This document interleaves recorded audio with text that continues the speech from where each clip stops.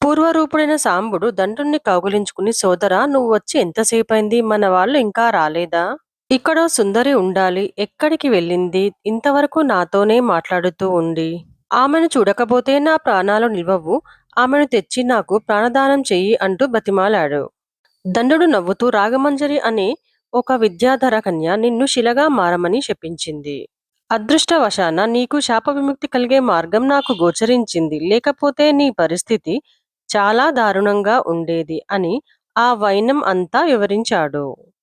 అయినప్పటికీ సాంబుడు ఒప్పుకోక ఆమె లేనిదే నేను బతకలేను, నా బతుకు వృధా అని ఆమెను పొంది తీరాలి అని పట్టుబట్టాడు. అందుకు ఒక మార్గం ఉంది. ప్రతి ఆదివారం విద్యాధర కన్యలు ఇక్కడికి జలకేలికి వస్తారు. ఈసారి నువ్వు మళ్ళీ రాగమంజరి వస్త్రాలు గ్రహించి చెట్టు మీద దాక్కుని ఉండు. ఎంత బ్రతిమిలాడినా దగ్గరకు రానివ్వకు.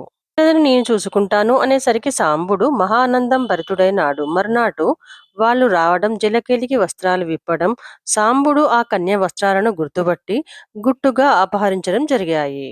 జలక్రీడలు ముగిశాక తన వస్త్రాల కోసం వెతుకుతూ సాంబుణ్ణి చూసి రాగమంజరి ఎన్నో విధాలా అర్థించినా అతడి ఈసారి ఆమె మాయలో పడలేదు. ఈలోగా మిగతా విద్యాధర కన్యలు వెళ్ళిపోయారు. అప్పుడు దండుడు వాళ్ళ దగ్గరకు వెళ్ళాడు. తనను చూసి సిగ్గుపడుతున్న రాగమంజరికి ఒక వస్త్రాన్ని ఇచ్చి మీ ఏలిక విద్యాధర కన్య విద్యుత్ప్రమను రమ్మని చెప్తావా అని అడిగాడు. అతడు ఆమెను మనసులో తలుచుకోగానే ఆమె అక్కడికి ప్రత్యక్షమైంది. విద్యుత్ప్రభ రాగమంజరితో సాంబుడి గురించి మొత్తం వివరించింది. అతనితో వివాహం జరిగేలా చూశారు. సాంబుడు కూడా ఆమెతో 2-3 రోజులు సుఖించి తాను తలచినప్పుడు రాగమంజరి వచ్చేలా అంగీకరింపజేసి ఆమెను ఇంటికి పంపాడు. సాంబుడు మరియు దండుడు మిత్రుల జాడ తెలుసుకోవడానికి మొదటిగా వసంతుడు వెళ్ళిన మార్గం కొమ్మ పట్టుకొని ప్రయాణించసాగారు. అతనికి కనిపించిన విశేషాలన్నీ వీరికి కూడా కనిపించాయి. నిర్జనమైన పట్టణం, ఒకే తీరుగా ఉండే వీధులు, ఒక కోట, దాని రహస్య ద్వారం అన్నీ ఒకటి ఒకటి చూసుకుంటూ వెళ్తున్నారు.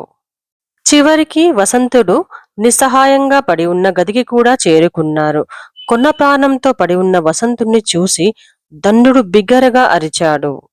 గది 4 మూలలా వెతికేసరికి అతడి ప్రాణాలు దాచిన కత్తి ఒకచోట కనిపించింది. దైవానుగ్రహం వల్ల ఆ ఉర మొదలంతా అరగదీయబడలేదు. దండుడు తనకు తెలిసిన యంత్రరచనా పాటవంతో ఉరని చక్కజేశాడు. దాంతో వసంతుడు కళ్ళు తెరిచాడు. కళ్ళు తెరుస్తూనే కళావతి అంటూ కేక వేసి ఆమెకు బదులుగా మిత్రులు కనిపించేసరికి మిత్రులారా మీరు ఇక్కడికి ఎలా వచ్చారు అని అడిగాడు. నేను స్త్రీలోత్వంలో పడి మిమ్మల్ని మర్చిపోయాను అనుకున్నారా? రాముడు ప్రవరుడు ఎక్కడా?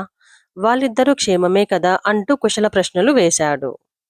అతని దుఃఖం మాన్పించి జరిగిందంతా వసంతుడి నోట తెలుసుకున్నారు. అప్పుడు దండుడు ఆర్య నువ్వు అధైర్యపడకు, కార్యమంతా నేను చక్కబరుస్తాను అన్నాడు. నిన్ను నీ ప్రాణసఖితో శీఘ్రకాలంలో జతకూర్చగలను. నేను కొత్త విమానం చేసే శక్తి సంపాదించాను. దాని మీద వెళ్తే భూలోకమంతా చాలా వేగంగా చుట్టి రాగలుగుతాం అని అక్కడే అడవిలోని కొన్ని చెట్లు నరికి కొయ్యతో ఒక కీలురథం నిర్మించాడు. దాంట్లో తిరుగుతూ ఆ ముగ్గురు భూలోకంలో ప్రసిద్ధి చెందిన పట్టణాలన్నీ తిరుగుతూ కళావతిని వెతకసాగారు.